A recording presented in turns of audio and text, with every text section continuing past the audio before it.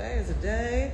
It's a day, babe. It's a day. Tell us. Hi. Tell us a little bit about your adventure this weekend as we start. Welcome to this protracted edition of The Hardcore Presents Live Lunches. We are live from Holy Mountain in Interbay in Seattle, Washington. I'm Leslie Shore. With the Finney location. Not to be confused with Finney. I'm Leslie Shore. I'm Shanleigh Thomson. Oh my goodness. So we're back from our 3 weeks. That was we have a lot to talk about. We do. A lot has happened. We got some new followers. We got some new folks. We're working on all sorts of things. Oh, we're going a little. Oh, we should be okay. No, we're fine. Okay, just a little choppy. We're just our monitor's choppy. That's all. Oh, probably. That's fine. That's okay. You know. So we are we basically try to come every 2 weeks and talk about stuff that's happening in the beer industry. Absolutely. In and around Seattle, around the Pacific Northwest, around North America, and whatever else piques our interest, because we're interesting, obviously. Duh. But we also love this industry, and we want to talk about it all the time, because that's literally 90% of what we talk about. That really is true. If we're not talking about heated rivalry or something else silly, then we're talking about this industry our friends, and how lucky we are to be in this industry with all of our friends. It's so true. That's like a broken record, but that's it. 90% of what we talk about. I was with Sophia on Friday night. We bounced around to a couple places because we had the launch of Vorseal, which is the Fort George. I forgot to mention that on the Fort George. The Vortex and Lucille. Yes. So it's Fort George and Georgetown. Yeah. Their flagship IPAs. Yes. Right. Yep. How did that taste? It was delicious. Of course it is. Of course. Hi Brian. Hi everyone. From Ecuador. Very cool. Oh hey Brian. How's it going? It was awesome, and it was a pretty good turnout. Yes, we started out there. We went obviously to Holy Mountain, Finney. Mm-hmm. Where was this release at? It was at Ridgewood, so very easy. And then we bounced down to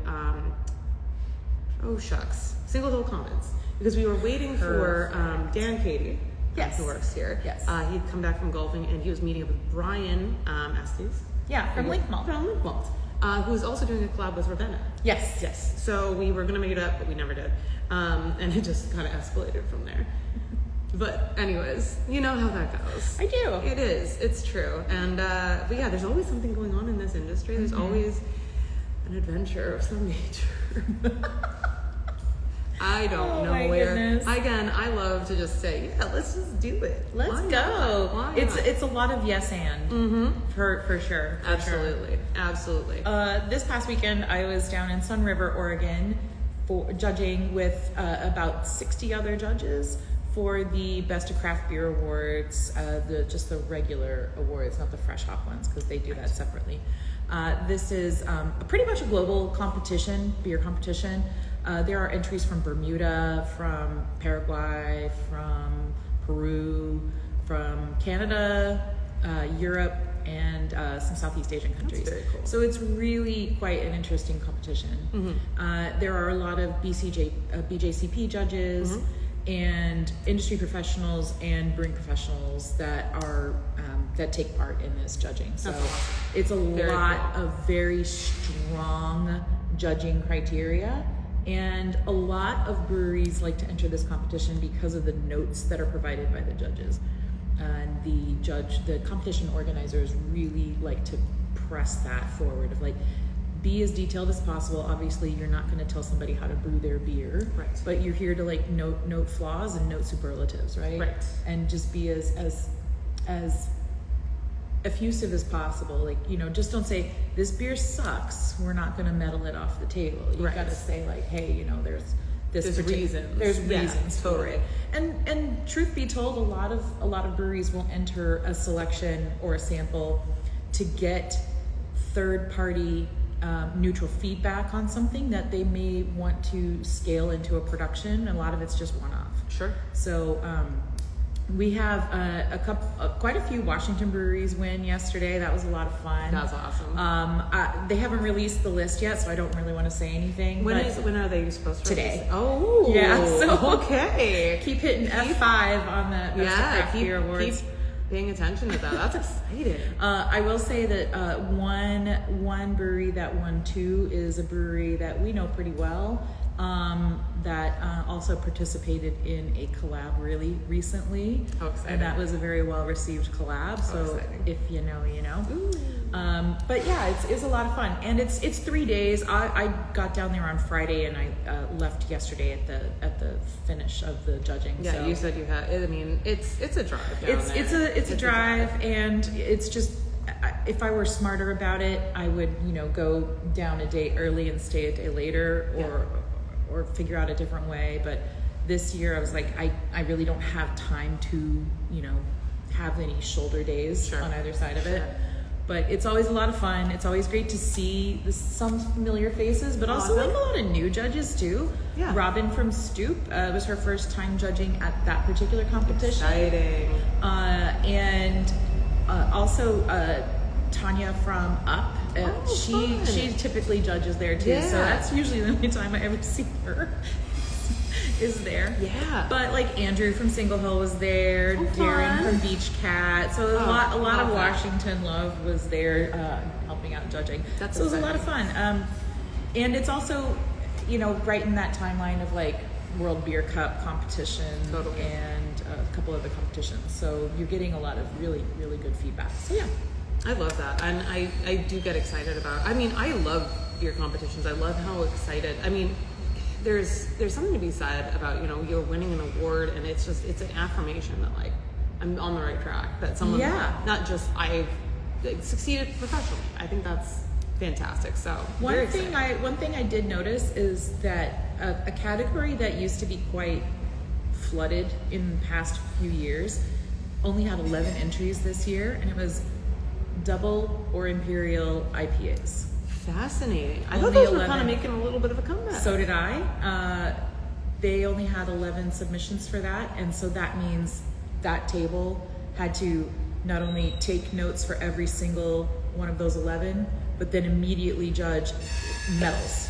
So it wasn't like you're doing a flight to whittle it. It was, it wasn't like that's 2 to 3 tables. It was one table, which can be really exhausting. Yeah. Not just on the palate, but just like, how can I say this, or what, because you start losing words when you're focused on like one style. Yeah. And that poor table, our hearts were going out to them, that's for sure. Kidding. That's, palate fatigue, like for real. 100%. European lagers, or lagers in general, all of the lager categories had solid entries and a lot of submissions. So lagers are really coming out in competition circles, which is pretty great. I'm a big fan of that. 100%. I see Troya's popped on. Hi, girl. Oh, hi, Troya. That's so exciting. I'm glad. I get excited about these competitions, and I also love like being there live for the award shows. It's like the energy is unmatched. I'm sure it's like something. I'm sure it's similar. Like the Oscars or whatever, but the first time you know how it is at like the WABAs and the OBAs, like those are our Oscars. That's like the first year I went to, the first competition I actually went and saw was GABF, and that was 2016, and it was just electric. It's just like, this is why I joined this industry, because this is so fun. And what's really fun about World Beer Cup and GABF is like you usually see all the breweries from one location clustered around each other and cheering each other on. So it's always neat to see the California contingency rooting for each other, and the Washington, et cetera, et cetera. It's so exciting. Oh man, so exciting. What's on next? What are we talking about next? Let's talk about what Rachael poured for us. Perfect. Right now. I love this. So Rachael has poured for us this beautiful. Look how crystal clear this is. This is a West Coast Pilsner. It is a collab with Root and Branch, and this is called Mind Mired. I love that. So, nice, beautiful. Hey Troya, could you do us a favor? We're having some lags on our second screen. Yeah. Are we having any lags in the chat? Like, are you seeing us like crystal clear? Just making sure. Yeah, I think this has happened before, and we're just. I know. I just want to double check. What do you think of this? Ooh, that is nice. What are your notes on that? Very clean. I'm getting a lot more of the malt backbone rather than like the hop profile. Which, I mean, that's always a good sign for... A couple legs for sure. Okay. You know what I'm gonna do? Thank you. You might get a technical difficulty. Uh-oh. Hold on. Okay. Let's see if that works. This might work better. Okay. Yeah, Shan just took us off of the Wi-Fi. The Wi-Fi, so we're on data. I think that actually might It might work. I think it is working. I think it is. Yeah. Oh, yay! We figured Wi-Fi. We figured it out. This is super nice. Thanks, guys. This is always super nice. Like, I had this the other week when I was here, and it was just a stunner, absolute stunner. And then this one is Watchman's House. This is an oak fermented common lager, so steam style. And then it's just fermented inside oak vessels. We've talked about this before. I think there's just so much room for reinventing the wheel. Good. Going back to older styles. There's just so much room for it. And you know, you don't need to reinvent beer. You just need to figure out what styles are. Oh, that is. And hype it up, right? It's so good. That is so good. Unreal. Yeah. Yeah, what are the notes you're getting from the pills? The pills? Oh, stunner. Stunning. Definitely West Coasty on the hop profile for sure. Pithy, piney. Little hay notes from the malt. Yeah, I'm getting a lot more of the maltiness from that, like specifically. It's so nice though, because really that expressive malt character with like the sulfuric notes from the yeast and that West Coast strain, so that skunkiness almost with the sweetness from the malt. Hopefully there's no Columbus. Check it. There might be Columbus in it. I don't know. Go get your swag. Go get your swag. Hate Columbus swag. Shan's got hating on the Columbus swag. Go check it. It's true. It's a joke. Not really. I really do hate it, but that's okay. I find it fun. I like to design things. Yes. Oh man. You should definitely read her very long Substack on. I'm gonna be doing a deep dive at some point, but I am so overwhelmed with everything going on. We have it's only April. It's only April, but we've got CBC next week. I just got back from teaching the folks over at UC Davis. That was a lot of fun. Tell us about that. Really good class. Listen, my UC Davis class was like 33 people, and it took 2 years to get in, and it was a very different program back then, and we were heathens. These folks, heathens. I cannot tell you enough stories about our time at the Davis campus for the Master Brewers course. Lifelong friends there. It was absolutely incredible. But this, very interesting. So, AB InBev actually Anheuser-Busch has always been a big proponent and big supporter of UC Davis campus, and especially their brew labs. It's their farm team. And they're sending a lot of their Brazilian folks there for professional development. So half the class was AB InBev folks, very, very nice people, but it was interesting, and then the other half were professional brewers already or people wanting to get into the industry. Sure. There was only one vet this year using his GI Bill. That's really shocking because typically that course has a lot of veterans. I think we had 7 in our class, 7 vets. Right. Yeah, using their GI Bill for it. But what I found interesting is how I had to teach the class, which was not basics. I was going over basics, but then getting really into, more of the practicality of hops, and then the scientific, like heavy into the chemistry, but like, you know me, but like what, like as in like hop utilization, like how to use hops, how to contract hops, how to work through what you're tasting versus what you're smelling versus what you're seeing on a COA. Like that a lot can be of a huge slog right there if you don't know how to dissect it. Absolutely, but what's really interesting is having to go through essentially doing it twice. So while I'm talking about it, teaching to the craft brewers and the people working for potentially larger breweries, but also, craft larger breweries, people who, one guy was actually working for Berryessa.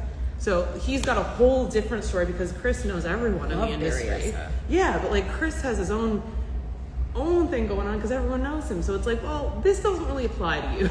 Well, no, it doesn't. But then having to teach it again for the AB InBev folks, going, this actually doesn't apply to you at all, because this is going to be like, you're based on consistency. This Sure. is more of what happens This on is that more level. like, So it was interesting basically teaching the class to 2 different classes. That's kind of how it is with, now it's the Chartered Institute of Brewers and Distillers, but those courses, Yes. like the brewing diploma, all 3 modules, and then I'm not doing the masters. I'm not doing the masters. I did the 1, 2, and 3. Yeah. That is definitely geared more towards larger scale Yes. production brewing. It does give you a really good eye for like what to look out for when you're designing a brewery, Yep. or maybe improving processes throughout your facility. Yeah. But man, just having like that being bifurcated Yep. for corporate and for craft, It was, that's actually really good. I think that's a good selling point, because IBD does not have that bifurcation. no.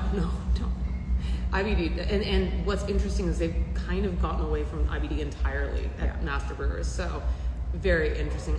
We got a question. We're in America. We're in Seattle. We're at Holy Mountain in Interbay. I'm under the impression you work in a yeast lab. We do not work in We yeast don't. labs. We don't work in a yeast lab. I never have. No, I mean, I and- kind of did during my master's, but Yeah. that was different. No. But yeah, I think what's fascinating is having to see like the difference between the two. What we've got with corporate versus craft, how you're teaching them. I thought it was, honestly, for me, it was really great to remind myself, like, oh, I do know this stuff. And Yeah, it's amazing, like what's all the way back here that you absolutely, yeah. So that was fun, and big shout out to Haas and Sydney and Leo specifically, because they sent me a ton of great samples. Like we went through them. We all. love our Haas crew. We love our Haas crew, and also thanks for she got. I was almost gonna wear it like one of those. Oh, clips. the clips! I'm They so have the excited. best. They have the best claw clip That this are year. little. They're just hops. We love it. They're And- cute. Okay. I'm in Canada, Saskatchewan. Yep. I'm from Manitoba. Yeah. Yeah. So very much know all about that. So that brings up a really good point. Hi, if you don't know us, I'm Leslie Shore, And I'm Shanleigh Thomson. and we're brewing professionals here in Seattle, Washington. Yep. And we love talking about beer. We love talking about this industry. We love talking about things that are going on, and we love our friends because all of our friends work in this industry. Absolutely. And I just Same. love talking to you. I just love that we get like an opportunity to just like nerd out for an hour. It's like the best. Yes. Perfect. It's I talk the about all of our best. friends all the time. It's the best. It really is great. It is so fun. Speaking of all of our friends, Shanleigh, CBC's coming up. Oh God. Now, I know for a fact that there's not a lot of West Coasters going out to Philly this year. No, definitely not as many. And like every yeah. year it's in a different location. This year it's in Philly. I think next year it's San Antonio. San Antonio, Yeah. then it's supposedly New Orleans after that. I know. That Oh, I'm the very food? excited. I know. We thought all gonna Vegas was going to be crazy. We're all gonna get so fat and we're all gonna be perpetually drunk. Oh, in it's New going to be Orleans. so Oh my- ridiculous. I actually am very excited about. New Orleans is great. I've never been to San Antonio. I've heard amazing things. I would love to go to San really good. Antonio. That is on the list, but because San Antonio was the year COVID hit. Yep. Yeah, That's 2020. So that was supposed to be. So now they're bringing it back to that. I don't think they have plans for after that, but it is shortened by one day this year. So this year it's been shortened, and they also didn't they also like provide extra or a different kind of ticket where you can get like 1 day of a show Yep. floor ticket. It's really inexpensive to just do the expo, and that's what they realize that there are certain people that are going specifically for the educational part. There are certain people who don't even go to the educational parts. So I think it's a good tactic, and they're really inexpensive. I think like when you could do early bird, it was like $45 for the day. Wow. It was like and don't quote me on that, but it was definitely. But like you go out on the show floor and you're seeing a lot of different raw materials. Yeah. You're seeing either a new strain of yeast. You're seeing all of the different components for your process improvement and your procedurals inside your cellar, brew house, lab, packaging hall. But there's a lot of beer there. So a lot of a lot of places will say, like Fermentus or Haas or other folks will get together with breweries and say, here, let's have your beer at CBC if you use this ingredient, And so it's a great way to like not only see your friends, have a few little small samples throughout, get some incredible swag, because we all know it's about the swag. I always take an extra suitcase. Yes, you honestly, you have to take an extra suitcase. I tell people it's like my or Christmas. Buy one when you're there. I love my Christmas. Like, it's so fun. It's great to be around the people that, it really reinvigorates me about the industry. And yes, you're right, West Coast, there's not going to be as many folks, and which is understandable. It's expensive, and Philly this year is expensive. So I don't blame them for not going, especially since, it is further away. It's further away. Or we're not, just me this year, and she'll be talking about what she's doing next week. Yeah. But you missed it, Leo. I called you. Sorry, Leo. out. I won't be there to see you and cheer you on for all of your accomplishments this year. Absolutely. No, Leo's not going either. Oh. No, they've cut the teams quite a bit this year on multiple fronts, not just at. I saw Ashley Hale judging this weekend. She's going. Yeah, there's a few folks, but I think there's definitely a lot that has been cut. Yeah. Just because it is smaller, because the industry is where it's at right now, and because it is on the East Coast. So I think a lot of the teams have been. Are slightly less. It's a lot, and getting back to like the folks, it's like it is a lot of our friends that are there, and it's also a lot of people that are not our friends yet. You know what I mean? Right.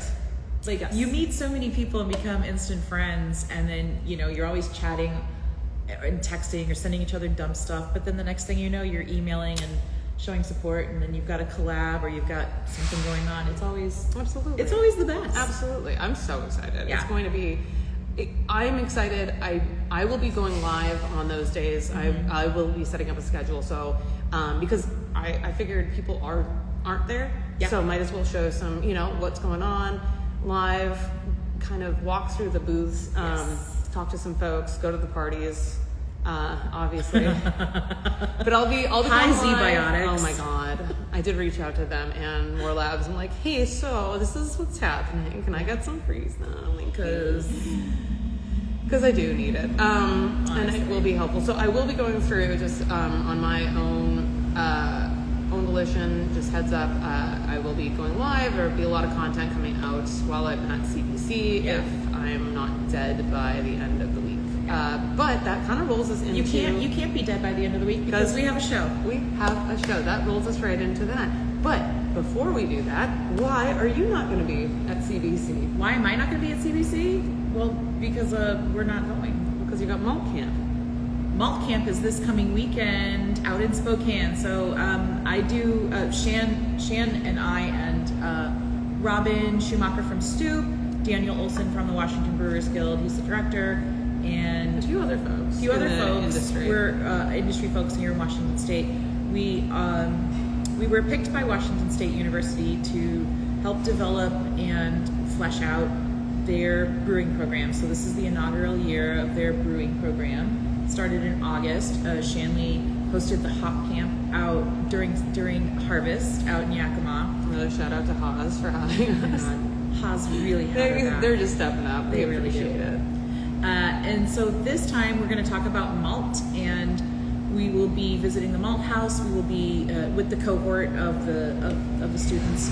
We will be brewing, hands-on brewing. Myself and Robin Schumacher will be out there with the cohort. We'll be brewing at Whistlepunk in Millwood. So Whistlepunk is a great brewery in Spokane. They have a tap room downtown, which is incredible. And they have a brewery in Millwood, which is just like in Spokane Valley. No, I'm sad. I wish I could. Lots of great lagers, some hoppier deals too. Like they really like to lean into the New Zealand style and traditional West Coast style. And then we will be visiting the malt house out at Link. So I work for Link in Coldstream. Well, I work for Coldstream, but we're partnered with Link. So we'll be doing a tour of the malt house at Link, and then we will have.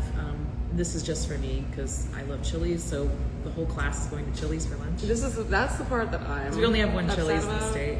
But I'm not going to be there for the Chili's because that's on our bucket list for the summer. Yes, it is. But we'll be out there again, and then we'll be after lunch. We'll be heading out to our farm and looking at the wheat and the wheat is already growing, so we'll be looking at the wheat primarily. Yes.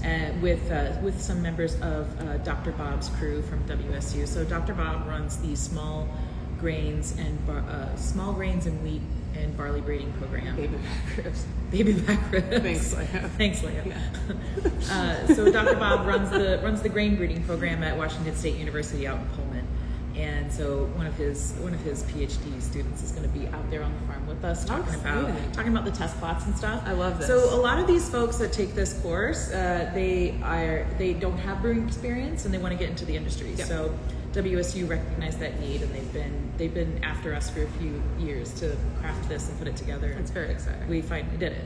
And now they're going to have a practical brewing experience, which they have not yet had in the course. Nice. Oh, that's awesome. So, like, as in a full day from like milling to cool in. So that's going to be a lot of fun. And you can't have a better instructor than Robin Schumacher. No, like, you really can't. She's. And you get out of here. Both of you combined. That's going to be what an experience. It's going to be a fun day. It's going to be a really fun day. Yeah, I'm excited for you, and I'm excited for them. It's a good class because I taught them obviously in September, so it's going to be the same folks, I imagine. Yes. And they're fun to hang out with. They're good vibes. They're definitely good Love vibes. that. And they're not just from Washington, which is really interesting. Yeah, that's all over. They're from all over, which is wonderful because thank you Beyonce's internet for making this happen.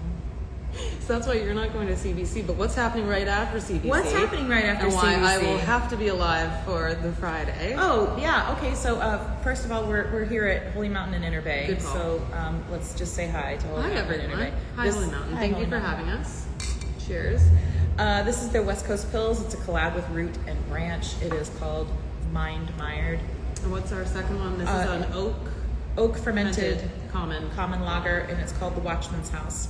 And the delicious. lore here is that there's a fire lookout apartment on top of the building. Will you be as hungover as Shannon was tempered during her tour? Nope. No. That was, I got excited, Leah. Thank you.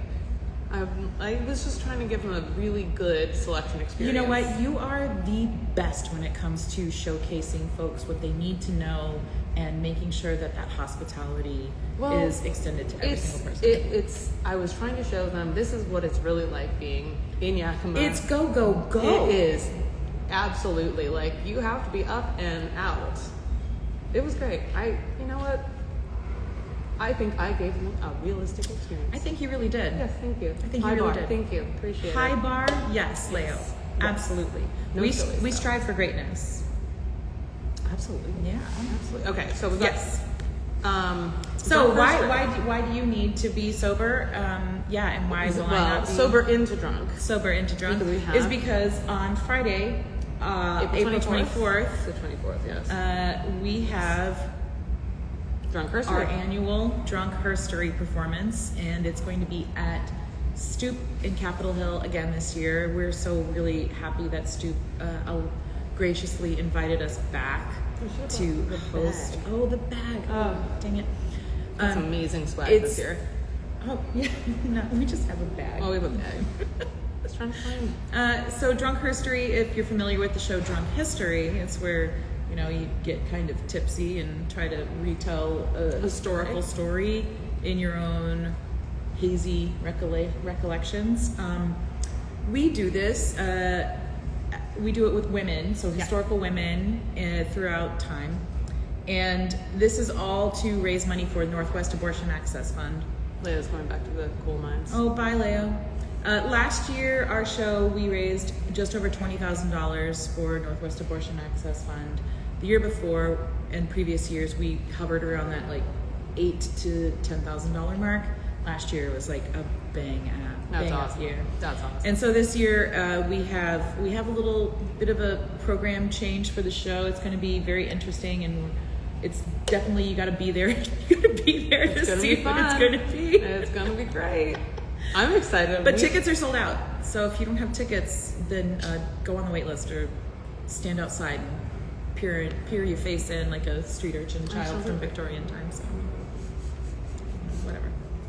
Specifically that. Just exactly like Specifically that. Just like a little It'll be chimney great. sweep. I'm very excited. I think, it's such good vibes. And I'm really excited that it's sold out. And I think, this year's format will be what it is, but I'm actually like curious as to how much better it will be.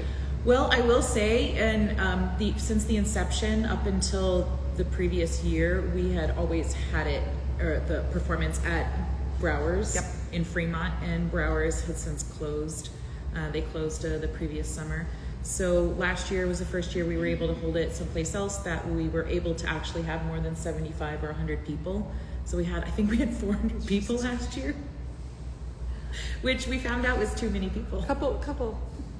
But the majority of them are still like our industry friends. I know. People come out from Spokane and up from Oregon and down from Bellingham. I think it's just there's so much support in this industry, and I think that's what makes it so unique. And civilians, have been trying to get in this show for years because it sells out so fast. Absolutely. And it's usually just industry people, and now they get to see what kind of weird shit and ruckus we get up to. I know, I'm ready. I can't tell you much more than that. That's all I can tell you. It's going to be so much. I can't wait for your act. Oh, it's going to be wonderful. I'm excited. Yeah. And then after that, we have our next date for a live lunch is going to be on the 26th. So, the 27th. So we have Friday the 24th, we'll be doing Drunk Herstory, Saturday the 25th, Sunday the 26th, Monday the 27th. It's going to be a very interesting live lunch. Yes, we're going to have multiple people calling in. It's going to be... We're going to do a little bit of recapping. She's going to be in a different continent. I'm going to be in England. Different place. And it'll be roughly 8 p.m. for me, so... Fascinating. It's going to be great. I'm going to be in a bus. So that's when I'm picking up the bus. Oh my God. Probably somewhere on the islands, sitting in a bus. Perfect. We'll have people call in. It'll be great. That one is a don't miss situation. Absolutely. We're going to be, who knows what will happen. Well, we'll definitely have a Drunk Herstory roundup, that's for sure. Yes, absolutely. I'm very excited. Yeah, oh my God. So much is happening already. I mean, I think that's what's crazy is, we say that every week, but it escalates quickly here. It pretty much does. It ratchets. We had, a crazy winter, all the anniversary parties, all the collaborations, and then last week we had Seattle Beer Week collaboration. Oh my gosh. That was on Friday, so Seattle Beer Week coming up, which is at the same time as Spokane Beer Week. And this was brewed at Fast Fashion in Soto. Yes. Which that's going to be really cool. It's going to be great. They had a great turnout for that, and I think, it's fun to see. It's fun to see Seattle Beer Week, not just, it be so lively. That just excites me. Yeah. I'm very excited about that. And that's going to be in May sometime. It's usually the middle of May. I think it's leading up to the MBA. But anyways, regardless, it's Bellingham Beer Week right now. So if you're near Bellingham, let's put a pause button on that because we're talking about beers being brewed. We failed to mention that this year's Drunk Herstory beer. Good point. Because every year we have a brewery that brews the beer for the show. Yep. And it's limited availability around Seattle. This year's beer is from Cloudburst. It's a West Coast IPA. West Coast. And it looks delicious. It's just being packaged today. We got a little sneak peek this morning. It looks so on Ye Old Brew all sea hops. All sea hops. Yeah. It smells. I can only imagine what it smells like, but it looks. Because it looks maxing. It's a looks maxing West Coast IPA. What can I say? It definitely looks incredible, and tasting notes from Troya. This is going to be a banger. Yeah. And it was only one batch, so that means if you're not already on Cloudburst fresh sheets, you probably won't have an opportunity. That's true. To purchase a keg. It will be on draft. Yeah. At Stoop Capitol Hill. Yes. During the show. Yeah. And after, if there's any left, I assume, or if there's any left. Maybe. I don't know. No Hopefully guarantees. There's nothing left. No guarantees. 100%. So very exciting. Yeah. So I just needed to push the pause break on that. Good point. Get back to that Ye Oldie Cloudburst. I know. I'm so pumped for that. I'm so pumped. I'm going to. Yes, ma'am. It's going to be great. Okay, so Bellingham Beer Week is currently happening, and it ends this coming Sunday.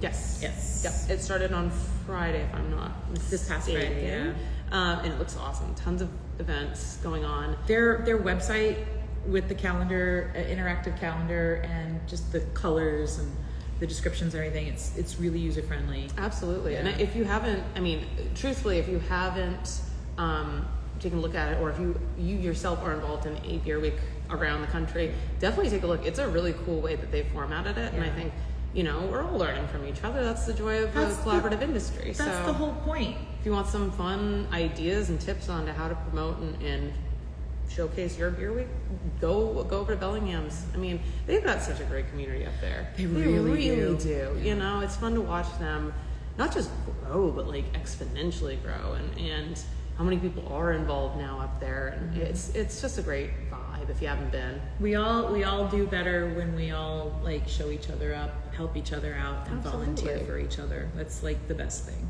It really is. Absolutely. Yeah. What's next? What's next? Okay, Shanleigh, baseball's back, baby. Woo! Let's go M's. Everyone asks me, because I'm from Canada, they're like, don't you like the Blue Jays? Listen. No. Listen. Can we just have a moment? Do you know what happens when the Jays play Mariners for a Mariners home series? We love our Canadian friends, and we love them when they come to town. Yes, we love them when they come to town. Let's just take a moment. However, let's just take a moment. Okay, so in Canada, we only have, we don't have NFL. First of all, we've got an NBA team. Yeah, and that's Toronto, and we have an NBL team. We got hockey. We're very lucky we have hockey. Yeah, and we have a couple. We've got one team for soccer. The NBA. The Whitecaps. Whitecaps. Yeah, in Vancouver. And I don't even think Toronto has that. Does Toronto have one? I don't remember. I don't really pay attention. But what I'm trying to say is that because I'm not from any of the major, I'm not from Vancouver or Toronto. There is no we don't have why would I support the Toronto team? I don't really like Toronto.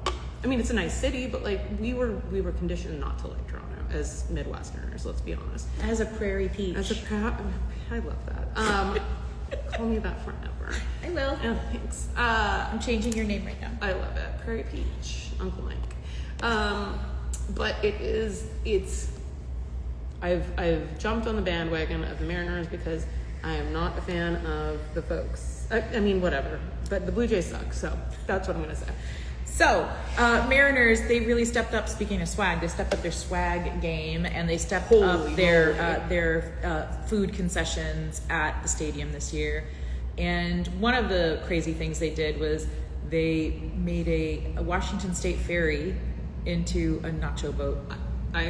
You have no idea what kind of activities and crafts I'm going to make with that ferry boat when I get my hands on one. $8. Yeah, but have you seen that they're being sold on the second market for hundreds of dollars? What? It's $8. It's Ferrygate. Ferrygate 2026, guys. I saw a Seattle influencer post that when she got hers, she uses it as a catch-all in her foyer. She drops her keys, sunglasses, everything in it. And I'm like, that is absolutely adorable. I'm going to get a chain, and it's going to be my new purse. How is it going to be a purse? You just have you'll figure it out. I'm making it into a purse. She's crafty. I'm going to be crafty. I think we were talking with Andrew from Single Hill, and Sam from Fast Fashion Masonry, and Troya, and we were saying because we're all going to Firestone Walker. Oh yeah, we are. And we were saying we should all get one and have them as little bags that we have, we can hold our beers in them. Right? And it would just be only for the people coming from Washington. Yeah. And then you'd know, because it would be you'd have a fanny pack and it's just the ferry. I think it's brilliant. And then you can put your little beers there. Anyways. Yeah, sure. Those won't spill it off. No. Anyways, I'm very excited about this. But what we wanted to talk about is specifically about the Mariners beyond Ferrygate 2026 is the fact that they really have stepped up with their offerings of craft beer. Of locally produced beer. It used to just be here's some Bale Breaker, here's some Rubens, here's some Georgetown. And what's the one from that... Fremont, and that's about it. What's the AB InBev one that... Hop Valley. Hop Valley, there we go. That was everywhere. Yeah. Like, and a lot of Elysian. And a lot of Elysian, and a little bit of Mac and Jacks. Yeah, you always have to have Mac and Jacks. Yeah, have to have Mac. But it was really But great. it wasn't very representative of like the absolute brewery diversity that is present in Puget Sound. Absolutely. Yeah. And I think that's what's really cool to see, because I mean the Mariners arguably weren't exactly like top tier up until last year, which last year incredible was wild. season. But I think they're trying to not only be more present within the local community by offering local products and supporting the economy within our city, but also I think it's really cool to see them.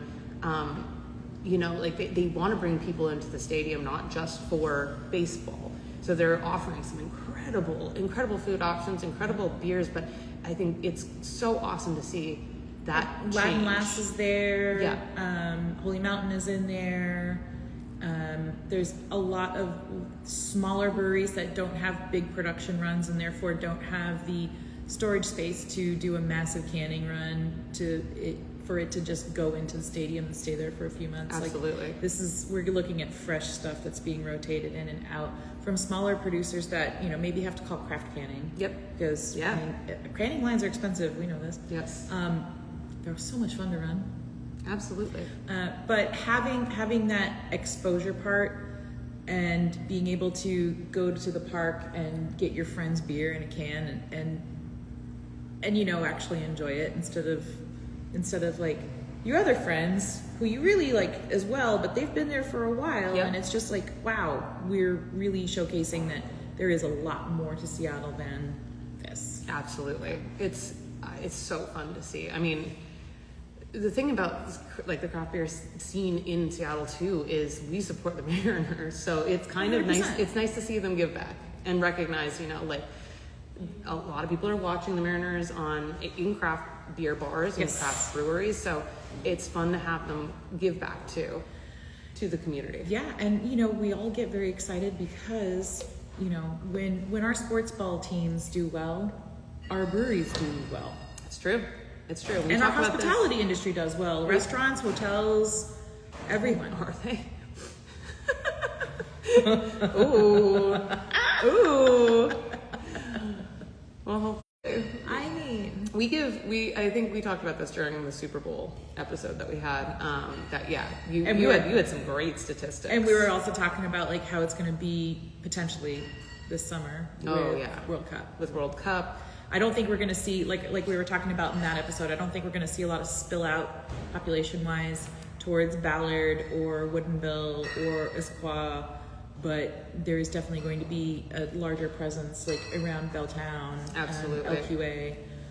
So I'm fascinated about. it's going to be interesting to do a postmortem on that and see like how big that impact actually was. Right? What weeks are those? Because I'd like to not be. I would like to be out of town. I don't like crowds, so I mean I do, but like I like certain crowds. I'm already planning on not leaving the house. Yeah. So no, that'll be fun. excited for everyone except for me. I love my house. All my stuff is there. I love my house. I've been very hermity lately. So let's talk about festivals. Very excited. So if you hadn't heard, This one is going to be pretty epic. you're very excited about this. Our friends over at Fair Isle, to the canning line comment. Oh. I thought you meant the Mariners. Yeah. No, you're right. Canning lines can be fun. Canning lines are so much fun. Trauma. Trauma is right. Oh man. So anyways, our friends over at Fair Isle, who we adore, if you haven't been over in Ballard. Incredible brewery, incredible hospitality. Like the entire program is just top notch. Top notch. They're doing something fascinating. We've talked about, as a prelude to this, we have talked quite a bit about, the changing in what events mean, what events are. Yes. Who's attending these events, what they're looking for, and how you can be successful in running an event, what you need to offer. But it's not just offering beer, Yes. right? You're Yes. offering an experience. Absolutely. And So they're offering an experience. So do you wanna launch into it? So It's very exciting. how about a little something called Fairy Fest with Fair Isle and Friends? It's saisons and lagers only, which is incredible. And it's going to be July 24th, so it's on a Friday, but it's at night. So we're doing a sunset tour, which It's going to be incredible. It's going to be on Lake Union.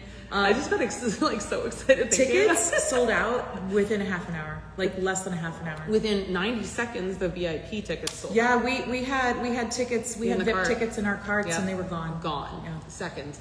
And I think this is just, like I've been saying, this is the exact same with Firestone Walker, with Festival of Dark Arts, with all of these events that are a beer fest inherently, but have additional elements to them, like being on a ferry boat. So this is it's called On the Hayou, so it's going to be around Lake Union here in Seattle, and it's going to have a little tiki bar on the back, and there's going to be food options available, and it's going to be so ridiculous. And then there's going to be a little after party, and then brunch the next day, and there's a pre-party on Thursday night. It's an incredible opportunity. I know Michelle from I can't remember her handle name, but she's coming up from Atlanta for it. She is? Yeah.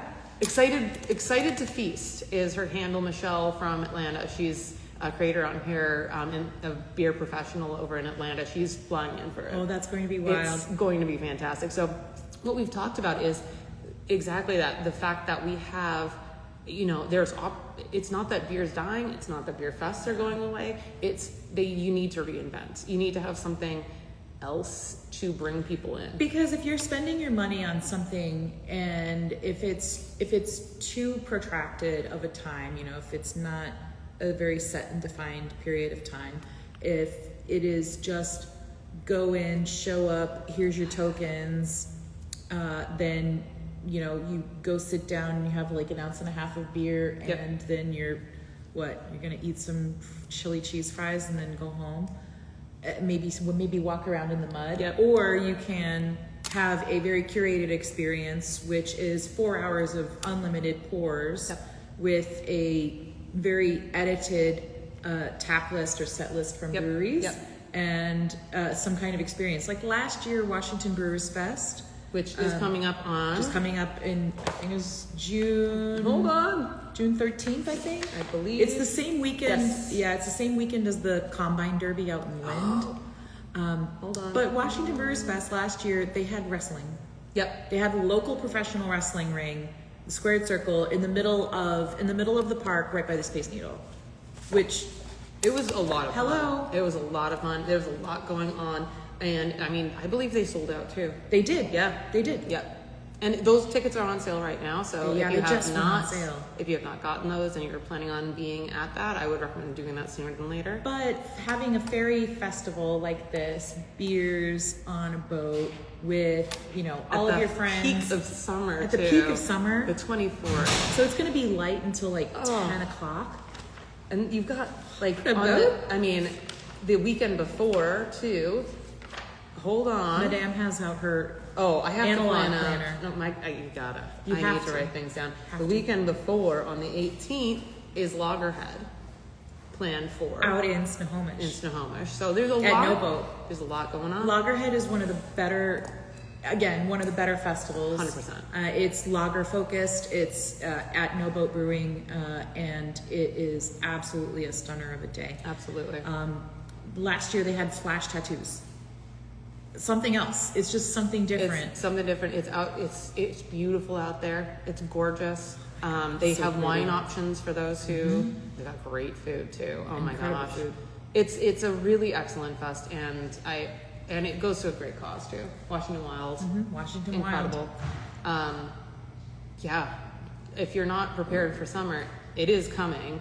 And summer in Seattle is a different beast. It's coming, guys. Yeah. I know that's the case for a lot of different places. Get your sunblock. It's get your calendars out, get prepared, because every weekend's a different adventure. Oh, and you know what else is very unique about this particular Fairy Fest with Fair Isle and Friends? Yes. It's on a Friday. Which we love. we love that because that gives you the whole weekend to enjoy, or lick your wounds. Depends on because a lot of folks already have their Saturdays and Sundays planned. Yes, for the summer, especially with the 25th and 26th. Those are days. Popular days, and like this is after work, like.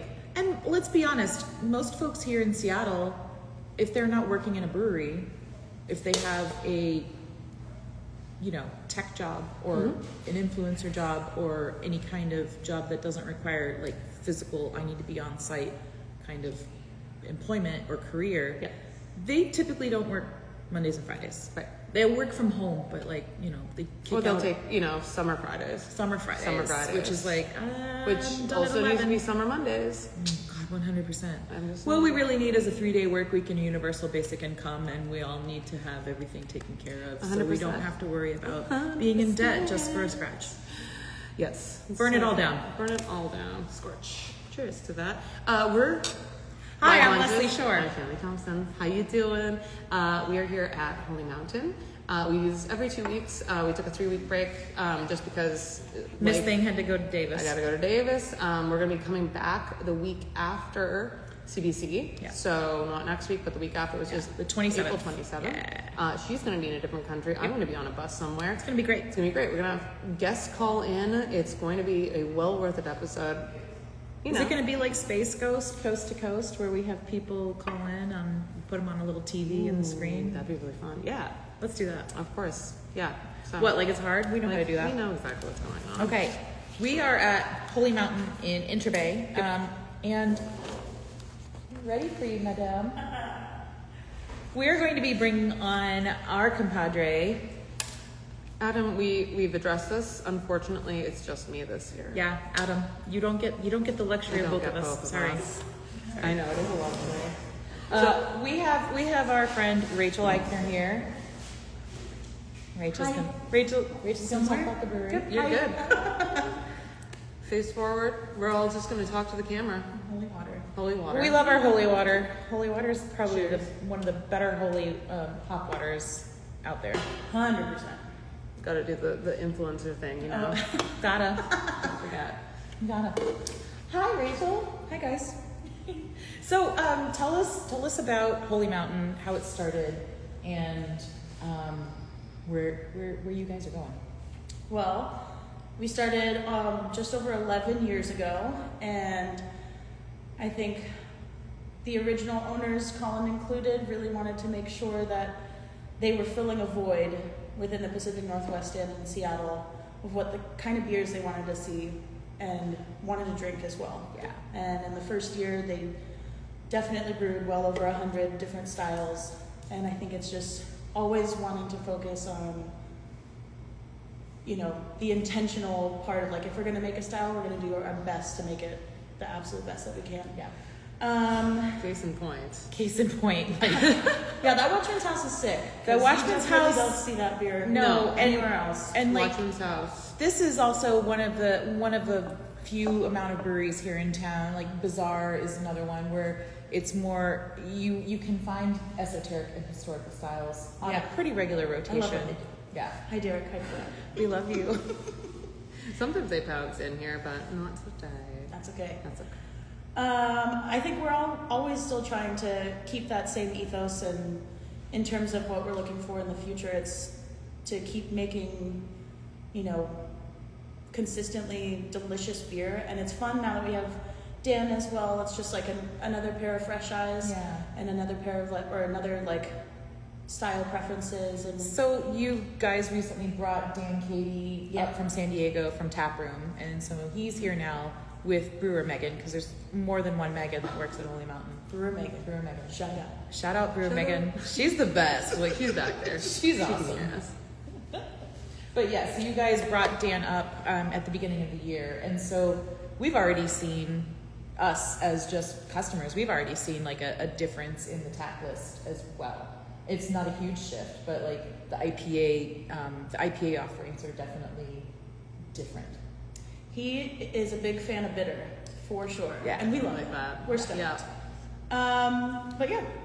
And then, so we've got the original location, which is here in Interbay. Yes. And then you also recently, recently, a few years ago. Coming up on 3 years ago. Whoa. Yeah, Opened up a wild. separate tap room Crazy. in the Finney Ridge neighborhood, which Yeah. is like 3 miles away from here. Yeah. 35-minute drive, but 3 miles. Unless It you was hit the only bridge. 13. We'll see. It was only 13. I went to the wrong place today. It's true. Listen. You're not alone. No. A lot of people do it. Yeah. So. Troya says hello. hi. Hi, Troya. She's watching. She's hanging out with us today. We love that. And so, what is the difference in the tap rooms then? So the Interbay, the original tap room, and then Finney Ridge tap room. I get this question a lot of like, which one do you prefer to work at? Because I do work at both of them. This one is 21 and up. Chill pets are welcome. And it's just more of an industrial vibe. It's attached to the brewery itself. It's just got a little bit more of, I don't know, I say adult because we are all ages at our Finney location. But there's also like the rails are right here, so you get freight and passengers. You get a front row view. Yeah, you're in an industrial space for sure. Versus being like smack dab in the middle of like a really Neighborhood. like a really community-oriented neighborhood. Yeah. Like Finney is very much like self-sufficient as a community. They're awesome. They do a bunch of ton events. What? We knew what you meant. Yeah, Come on, girl. shake this out. But yeah, it's all ages there, and I mean, there's a ton of food up and down the blocks. Ben's bread right next door. Ben's Bread's bread. right next door. Dobay also. But yeah, I think it's awesome. It just brings a different vibe because you're getting people that actually walk by and are like, oh, let's stop in for a pint. Versus like not many folks are really walking. This is John not Elliott. a pedestrian. Yeah. The walkability score here is not as Not high. as Yeah. high. But it is a great space, and I mean, a lot of events. You've hosted quite a few events. Twin Peaks Day. Twin Peaks Day, and then that's the like Oyster my favorite pop-ups one. have Oh yeah, been. the Tide Takers. Yeah, that the have been Tide fun. Taker That's pop-ups have been been really great. cool. A couple of shows if you've been lucky enough to come out. Yeah, it's pretty sweet. Oh yeah.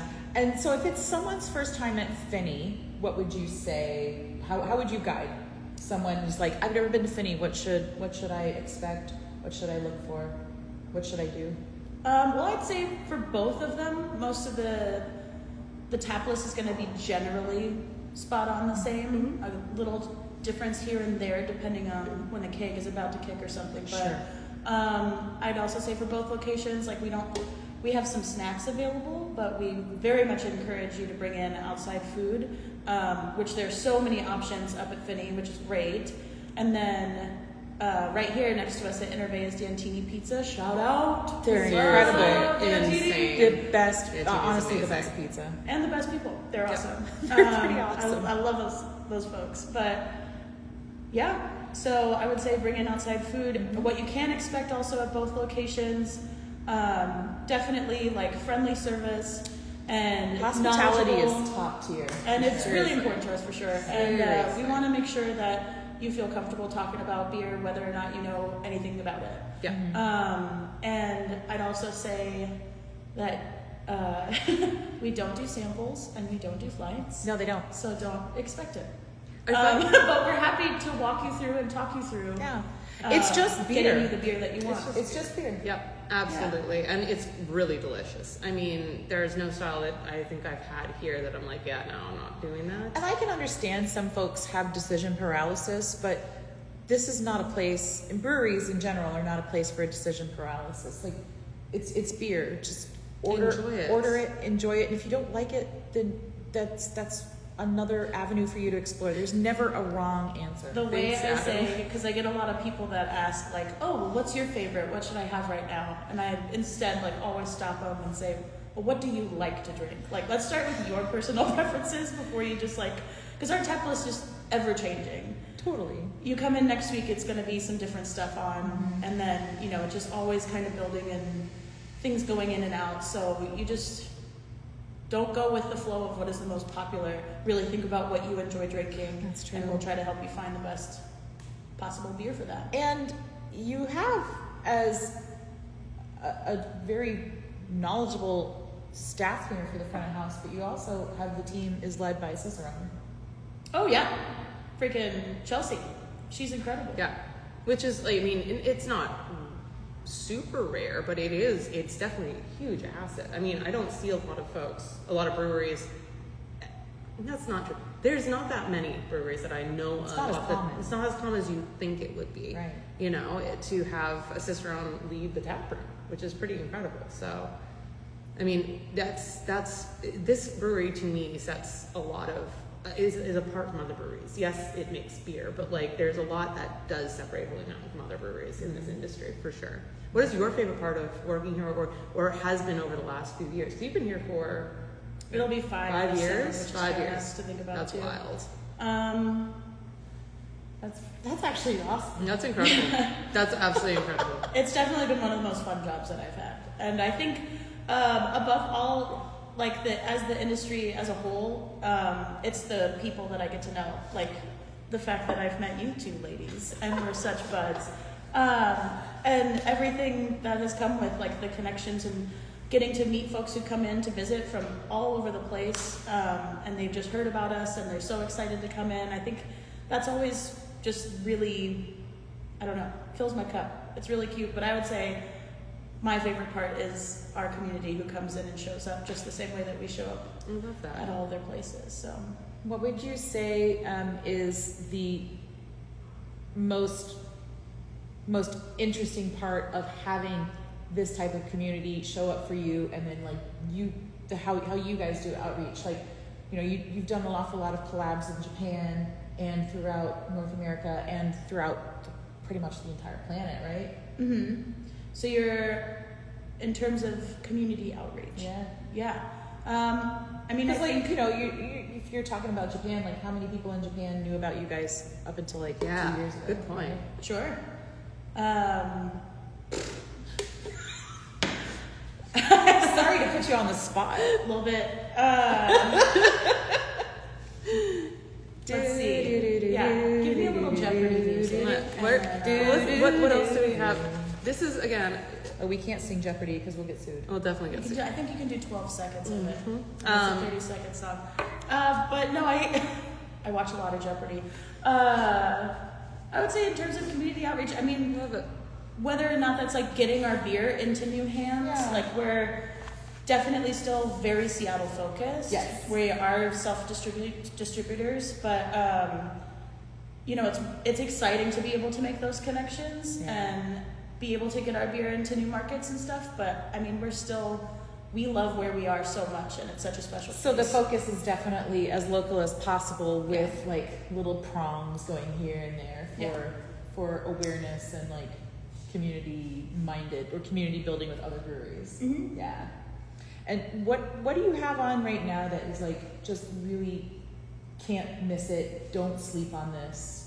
I would say the Watchman's House. I think it's such a special beer. For those of you who don't know, we're doing that this. color. Look at the color. For those of you who don't know, we are talking with Rachael from Holy Mountain here in Seattle. Just as a heads up, because there's a few people who joined just recently, so we're just talking about what makes this brewery special. So this is the Watchman. Do you want to describe it? Yeah, so it's an oak fermented common lager. It was Love doing it. inspired by.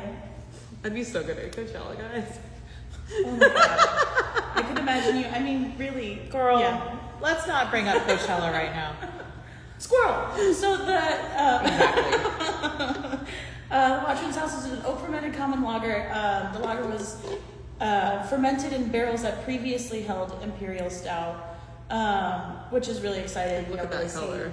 anyone else doing that. So a lot of the color is derived from Don't the mind my liquor chopped off and fingers. the previous And the Imperial previous Stout. Imperial Stout. And I think fingers. Girl, Sorry, guys.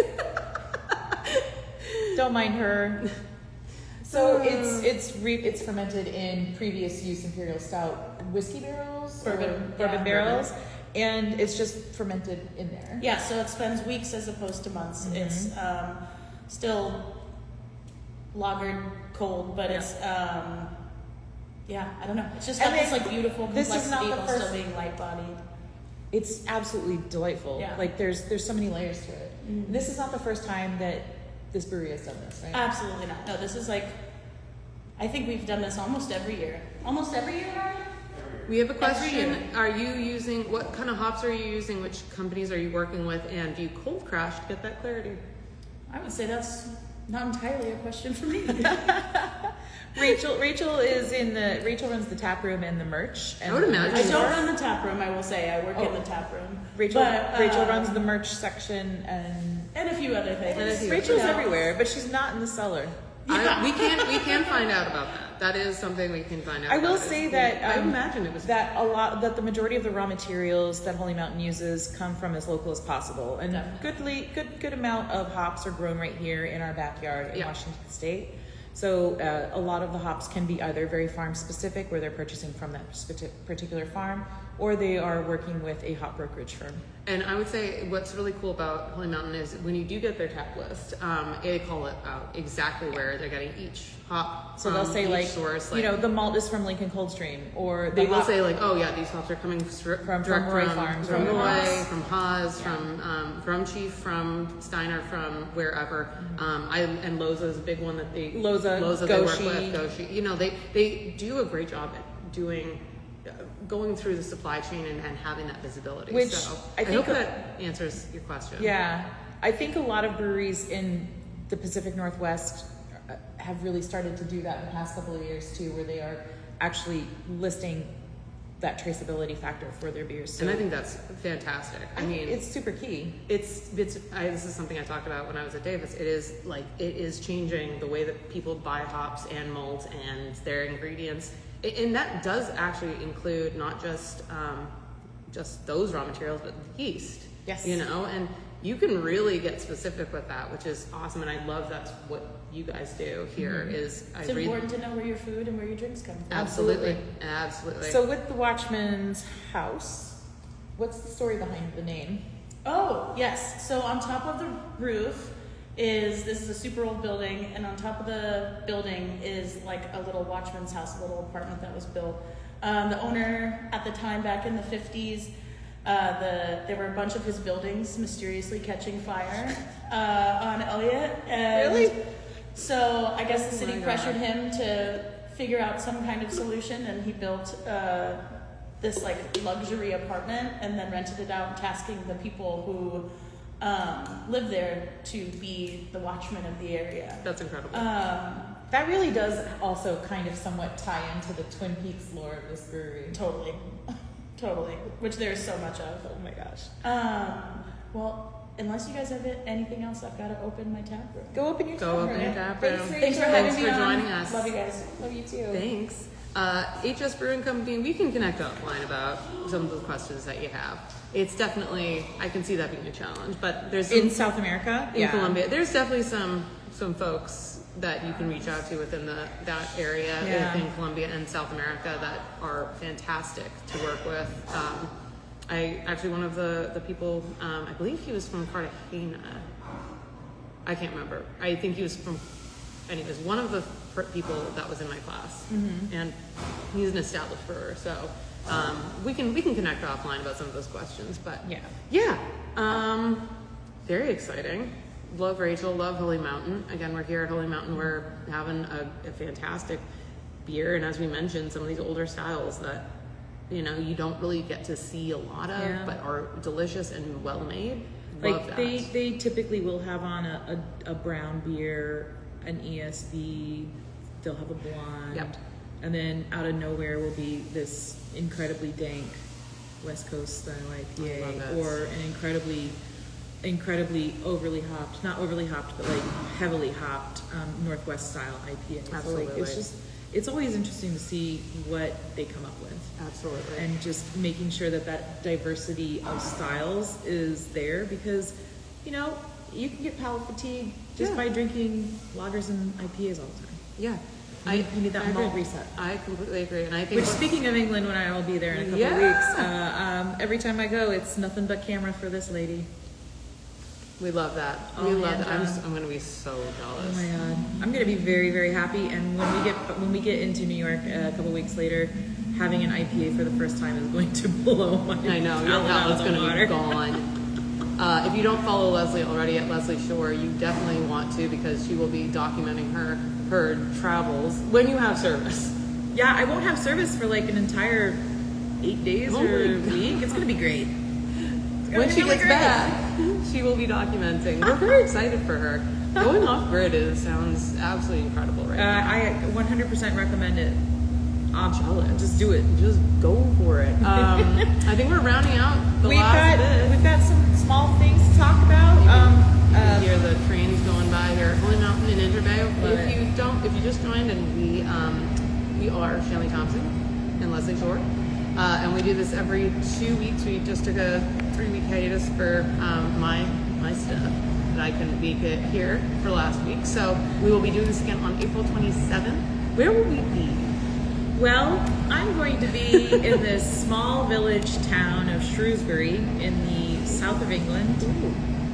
I will be staying at James May's pub and bed and breakfast. Incredible. And I will be somewhere here in Seattle in my camper van, which I'm very excited about. That's going to be amazing. I'm so excited that you finally get your van. Me too. This has been a journey for Shannon. It's been a year. It's been. We won't get into it now, but we will at some point. We'll record out of upcoming it. stuff. So in May, just quick previews for May. Master Brewers Association of America's District Northwest. Hi, I'm current one of the executive members there. What is it? Master Brewers. Master Brewers is the longest running professional brewing association on the continent. So it is all North American brewers and people that work in the industry.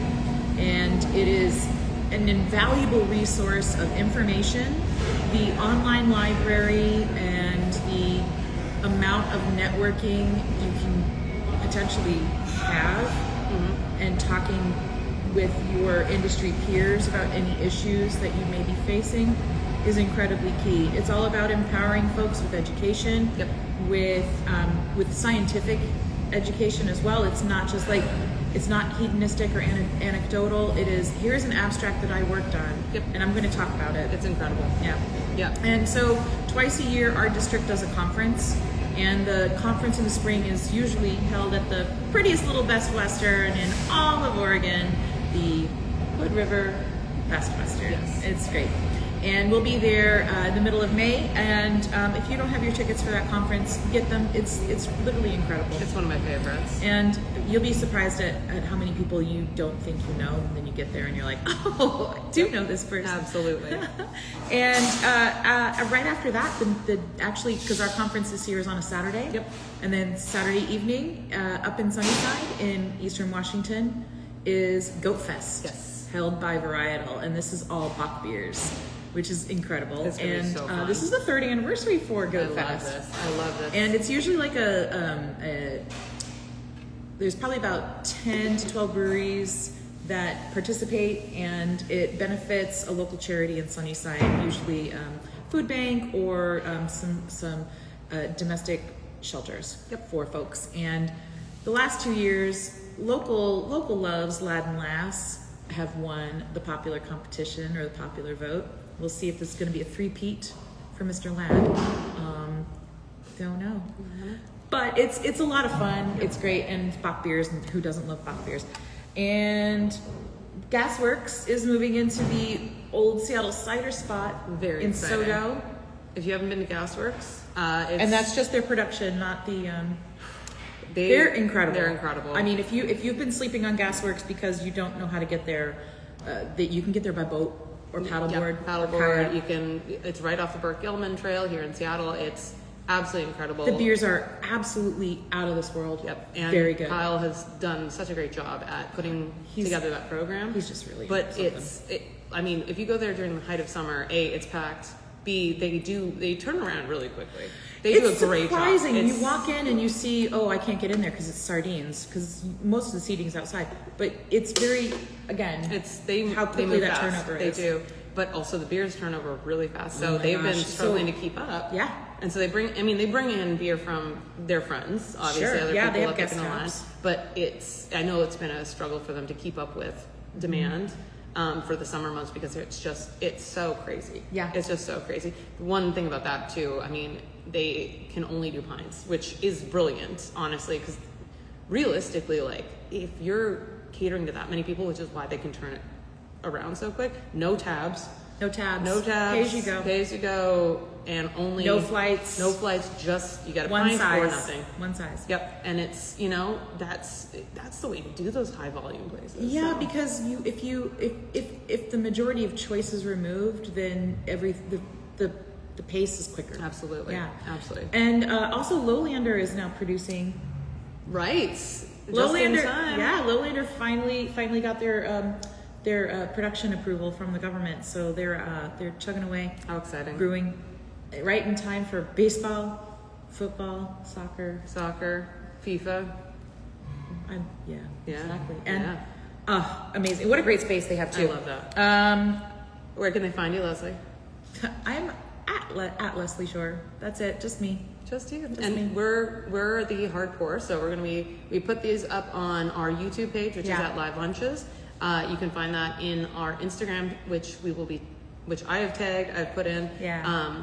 That's really where you can find us and the recaps of these episodes. We're working on a couple different projects. Yeah. We're just, like I said, kind of slogging away here. If you go to the link in bio on the Hardcore Pod Instagram account, you will see the link to our YouTube for the previous episode. It's uploaded. Yep. And so we usually try to get that uploaded within the week. And we're gonna keep plugging away at this. And we do have, like Shan said, we have a lot of stuff in the works. We just can't really talk about it yet. Nope. But it's happening. Things are happening. Things are moving forward. But you can find me. You're obviously on my Instagram right now, Shan Ferments. You can go to my Substack. There's all sorts of things. Also, you can buy my T-shirt. Please buy her swag. Buy my swag. And wear it if you're going to CBC. Wear it at CBC. Find me. Come find her. Absolutely, find me. Yeah. Yeah. I'm gonna be. You guys can do some around. Underbergs together. Oh, we haven't done Underbergs yet. I'm not gonna do one. I have to work later. I have to really. I have to work CBC is coming too. up. I know CBC is coming up, and it's going to be. I'm trying to be good. Voguing. She's very good. I'm trying to be good. It's going to be a long week. And also, I have to get ready I've been trying to get up early, which is not my forte, because it's on the East Coast. Anyways, long story short. 5 a.m. club. Jesus Christ. I don't know. How Used you to be do the it. 4 a.m. I club. don't know how you do it. I used to get up at 4 a.m. But anyways, I will be doing lives from CBC. Find me there. You definitely can. I will be And around. if you've seen any of the promotional material from the Brewers Association for CBC, you've seen her visage and her. They keep using me. Yeah. I don't mind, but I'm around, so she's definitely noticeable. I'm noticeable. I'll be like 6 feet tall. I've got my boots. She'll be 6 feet tall. You'll see me. Yeah, you'll You can't miss me. stand out. I'll stand out. Yeah. So I'll be at CBC. You're going to be at Malt Camp, and we will reconvene on April 27th from various points of the Where world. we will break down Malt Camp, we'll break down CBC, we'll break down Drunk Herstory and see what else is coming, and it's going to be a doozy. It's going to be a doozy. Oh my Don't miss gosh. it. And follow Drunk Herstory. Yeah, follow Drunk Herstory. Follow Drunk Herstory. Follow the Hardcore. Follow which the is Hardcore. Because Because we're going to be doing recaps of these. we will be doing recaps of these, and we're basically wanting to funnel our lives over to that account. Yeah. So we're off mine. We're off Shan's account. I don't mind. I'm glad you're here. We're very glad you're here. Look, we're welcoming. We're very welcoming people. What are We you love talking it. We about? love people. Yeah, absolutely. So again, we do these every 2 weeks. We've got more in the works, but our next one will be April 27th. Again, follow us on YouTube, where this will be posted every Wednesday approximately. So you can do the recap there if you missed out. Or go over to Go over to the Hardcore, which is our Instagram account, where you The will also Hardcore see some Pod. recaps. Yeah. And remember, be kind to each other, help each other out. We're all volunteers to each other. We can't do this alone. Yep, We need each absolutely. other. Be safe out there, and happy Monday. Happy Monday. lunch. Cheers. Cheers. Bye. Bye.